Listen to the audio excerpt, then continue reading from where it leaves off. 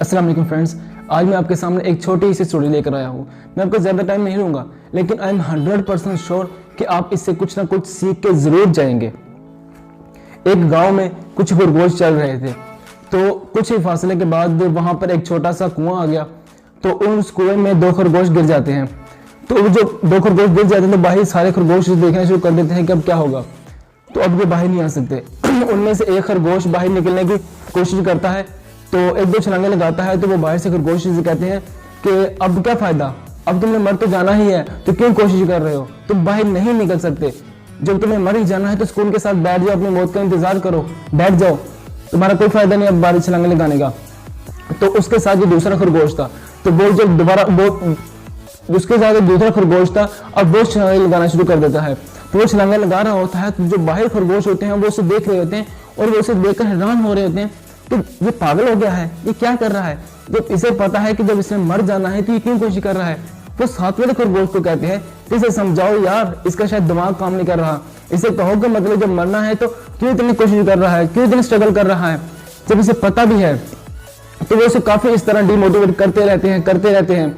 तो जो अंदर जो खरगोश होता है, जो छलांगे लगा रहा होता है, वो ये सोच रहा होता है कि शायद वो बाहर वाले हमें कह रहे हैं कि तुम कर सकते हो, तुम बाहर आ सकते हो, तुम उसकी बातों पर मत जाओ। वो बैठ चुका है तो फिर क्या हुआ, तुम बाहर आओगे, तुम बाहर आओ तो सही, तुम कोशिश करो तो सही।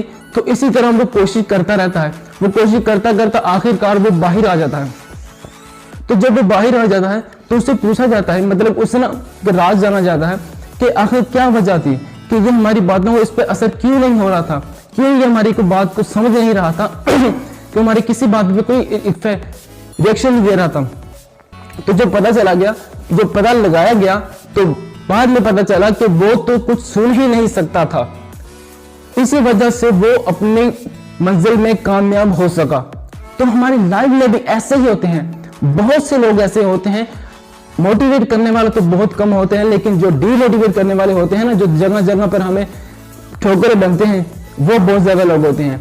तो हमें उनकी बातों पर जरा भी असर नहीं करना चाहिए। हमें जो हमारी मंजिल है, हमें अपनी मंजिल पे पहुंचना चाहिए। जो हमारा अपना गोल है ना, हमें सिर्फ उस गोल को जरूर देखना चाहिए।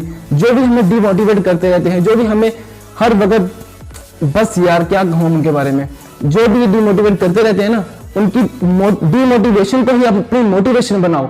आप यही समझो कि वो आपको डिमोटिवेट कर रहे हैं, आप समझो कि वो हमें कह रहे हैं आप कर सकते हो। और इसी वजह से आप अपनी मंजिल को भी पा सकोगे, जब तक आप उनकी बातों पर रिएक्शन नहीं देते। आई होप कि आपको इस वीडियो से जरूर फायदा जरूर होगा अगर आप इस बात पर अमल करोगे तो।